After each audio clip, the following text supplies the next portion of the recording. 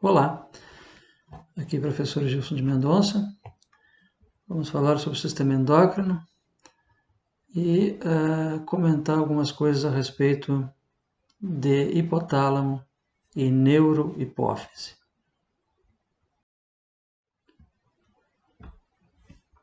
O hipotálamo e a hipófise são estruturas, são regiões que fazem parte do sistema nervoso central.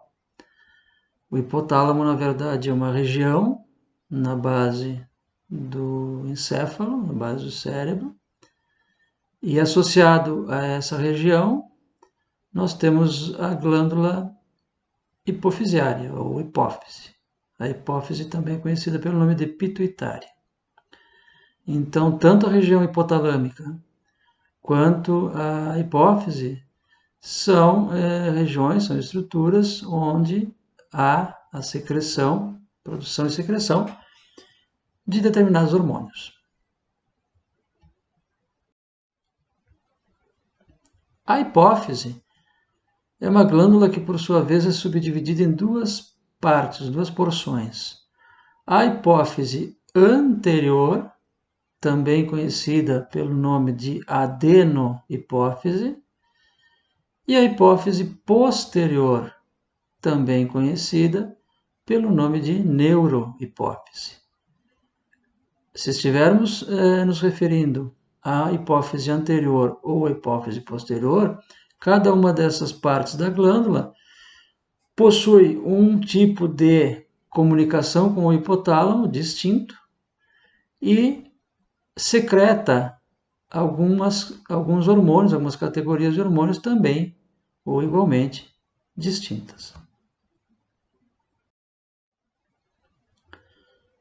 No caso da neurohipófise, hipotálamo e neurohipófise, por que tratamos sempre em conjunto hipotálamo e neurohipófise? Porque existe uma relação estreita, íntima entre essas duas partes, essas duas regiões, de forma que a secreção dos hormônios hipofisiários, tanto da neurohipófise quanto da adenohipófise, é regulada ou é influenciada pelo hipotálamo. No caso da hipófise posterior, ou neurohipófise, a estrutura que existe, a organização que existe é esta que aqui está ilustrada. No hipotálamo, nós temos duas regiões conhecidas como núcleos. No caso, um deles é o núcleo paraventricular e o outro núcleo supraóptico. Nestes núcleos, nessas regiões hipotalâmicas denominadas de núcleos, existem aglomerados de corpos de células nervosas, de neurônios. Então, nós temos aqui os corpos dos neurônios que, por sua vez, e cujos axônios se prolongam e se projetam até a parte posterior da glândula hipófise. Então, os neurônios têm os seus corpos no hipotálamo e os seus axônios se prolongam até a hipófise posterior. Ao chegar na hipófise posterior, o que encontramos na hipófise posterior são os terminais dos axônios destes neurônios.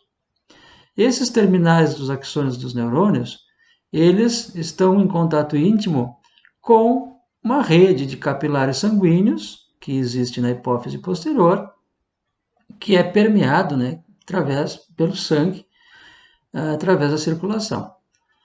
São justamente esses neurônios que iniciam no hipotálamo, seus corpos estão no hipotálamo e os seus axônios terminam na hipófise posterior, são justamente esses neurônios que vão produzir e secretar os hormônios da neurohipófise, ou hipófise posterior. E esses hormônios da hipófise posterior são dois, a ocitocina e a vasopressina. Vasopressina também é conhecida pelo nome de ADH, ou hormônio antidiurético. Então, esses são os dois hormônios da hipófise posterior, com esse detalhe de que São neurohormônios produzidos por células nervosas e despejados, secretados na hipófise posterior.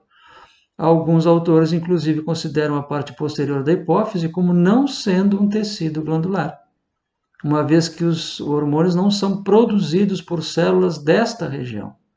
Aqui se encontram apenas os terminais dos axônios dos neurônios, cujos corpos estão no hipotálamo. A hipófise posterior seria apenas, na compreensão de alguns autores, um local de secreção dos hormônios, né, dos dois hormônios, que é a ocitocina e a vasopressina. O primeiro desses dois hormônios, a ocitocina, é um polipeptídeo. Na verdade, os dois, tanto a ocitocina quanto a vasopressina, são polipeptídeos, são hormônios de natureza bioquímica polipeptídica. A ocitocina, os dois principais órgãos-alvo desse hormônio são a glândula mamária e o útero, nas fêmeas. Então, o que a ocitocina determina na glândula mamária é o desencadeamento do reflexo da ejeção do leite, e no útero, a ocitocina é importante no final da gestação e por ocasião do parto, porque a ocitocina ela tem a função, a finalidade de estimular a contração das células musculares lisas presentes em torno dos alvéolos da glândula mamária e também presentes na camada muscular do útero, ou seja, no miométrio. No que diz respeito ao fenômeno da ejeção do leite, existe uma estimulação importante para a liberação da ocitocina, que é o estímulo da amamentação. Quando o recém-nascido se amamenta, ou seja, succiona o teto materno, na região do teto existem receptores nervosos táteis, que são estimulados quando comprimidos pelo ato de sugar, né, pelo ato de mamar do recém-nascido. Esses receptores nervosos desencadeiam uma frequência de potenciais de ação que são conduzidos até o sistema nervoso central, e a resposta do sistema nervoso central é o aumento na secreção de ocitocina pela neurohipófise. A ocitocina via corrente circulatória chega ao úbere novamente, chega na glândula mamária novamente, e em nível de glândula mamária vai estimular a contração das células mioepiteliais dos alvéolos mamários, e o resultado vai ser a compressão do alvéolo e a expulsão do conteúdo alveolar, que nesse caso nada mais é do que o próprio leite. Isso se chama reflexo da ejeção do leite. Então é importante o estímulo da mamada, o estímulo mecânico do ato de sugar o teto materno, que desencadeia todo esse reflexo. Além do estímulo da mamada, outros estímulos sensoriais também são importantes para a liberação de ocitocina, como, por exemplo, a visão, o som e o olfato da cria, do recém-nascido, pela mãe, né? É importante que a mãe veja ou escute os sons característicos do recém-nascido, do filhote, ou sinta os cheiros, os odores característicos do seu filho. Isso também contribui para que seja desencadeada a ejeção de ocitocina, a liberação de ocitocina pela neurohipófise. Isso no que diz respeito à ejeção do leite. No que diz respeito à ação da ocitocina na contração do miométrio, da camada muscular do útero,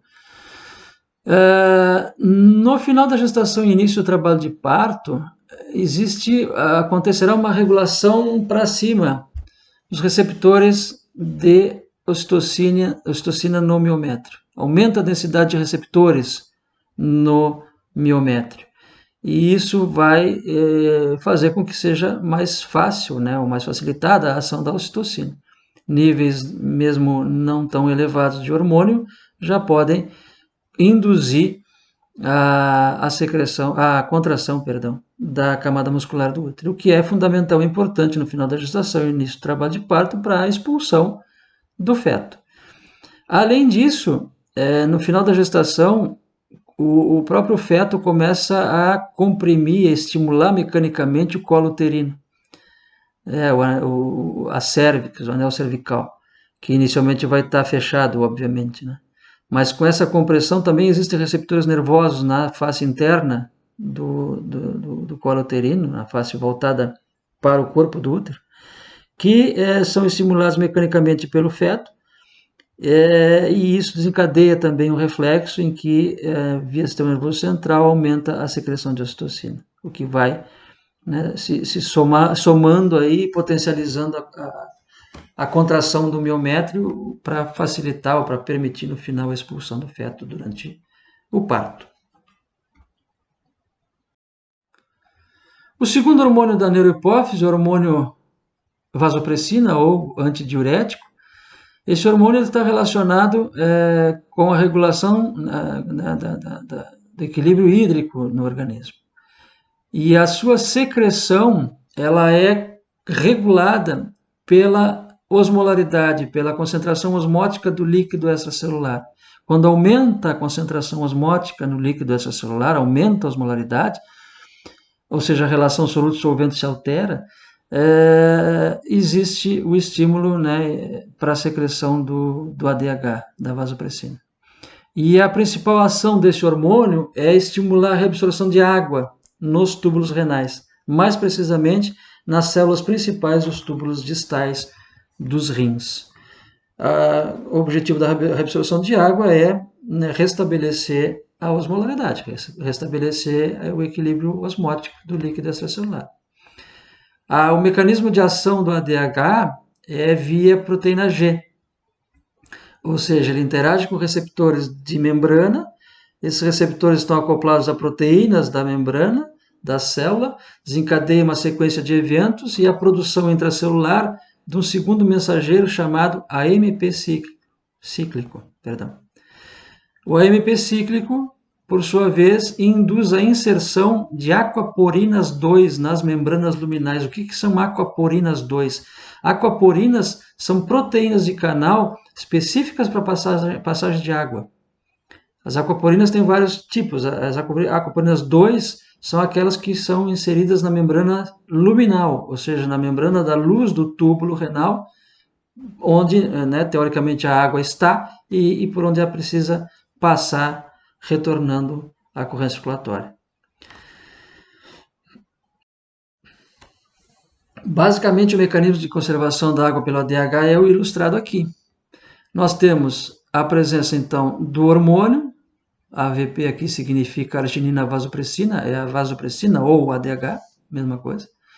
O hormônio, então, interage com receptores de membrana, né? Isso aqui é célula do túbulo, da parede do túbulo, né? Aqui nós temos a luz do túbulo ou ducto coletor, e aqui nós temos o espaço intersticial voltado para o sangue, né? Isso aqui representa a célula do túbulo distal. A membrana basolateral voltada para o espaço intersticial e a membrana apical voltada para a luz do túbulo onde a água está. Então, o hormônio interage com o seu receptor de membrana. Esses receptores desencadeiam toda essa alteração conformacional e essa associação das proteínas, que é o sistema da proteína G. Produz AMP cíclico. O AMP cíclico ele é responsável pela ativação de uma enzima intracelular chamada proteína quinase. As enzimas, a enzima proteína quinase, estimulada pelo AMP cíclico, ela vai induzir a fosforilação das moléculas de aquaporina. Aquaporina 2 aqui, ó, isso aqui representa as moléculas de aquaporina, o reservatório que a célula tem dessas proteínas. Essas proteínas aquaporinas 2 fosforiladas, elas agora conseguem ser inseridas na membrana da célula, né, na membrana apical da célula. Lembrando que isso aqui são canais de água. Essas proteínas, uma vez inseridas na membrana apical, quanto maior o número de aquaporinas inseridas, né, maior a intensidade dessa reação toda aqui, mais facilmente a água pode ser reabsorvida pode passar, né, da luz do túbulo para a célula no primeiro momento, e no segundo momento, através de aquaporinas 3 e 4, a água pode então retornar ao espaço intersticial, retornar ao sangue. E assim a vasopressina induz ou estimula a reabsorção de água nos túbulos distais e ductos coletores dos rins. E com isso restabelece a osmolaridade. Lembrando que o start, né, o fator que desencadeou o aumento na secreção do hormônio foi o aumento na osmolaridade, o aumento da concentração osmótica, né, do líquido extracelular.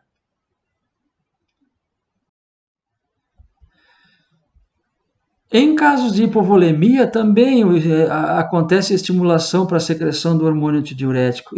Estima-se que quedas no volume sanguíneo com queda de pressão arterial em torno de 10% já estimula a secreção de ADH pela neurohipófise. Essa queda de pressão arterial percebida, né, por baroreceptores localizados na aorta, arco aórtico, nas carótidas e no coração também. Esses baroreceptores estimulados, né, pela queda da pressão arterial, através de uma via aferente, né, essa informação vai ao sistema nervoso central, e uma das respostas é o estímulo para que a neurohipófise aumente a secreção do hormônio antidiurético. O hormônio antidiurético ADH, como visto no slide anterior, vai, em nível renal, aumentar a reabsorção de água nos rins. E aumentando a reabsorção de água, aumenta o volume de líquido extracelular e aumenta a pressão arterial. Retorna, né, restabelece os valores normais de pressão arterial. Além desses mecanismos aqui de ação do hormônio, né, do ADH, na manutenção da volemia, na manutenção do equilíbrio hídrico, o ADH ou vasopressina também tem ação vasoconstritora. Ele também pode promover contração da musculatura lisa da parede dos vasos sanguíneos, o que aumenta a resistência vascular e também contribui para manter a pressão arterial, né, ou aumentar a pressão arterial quando necessário. Por isso que o segundo nome do hormônio, além de antidiurético, é vasopressina.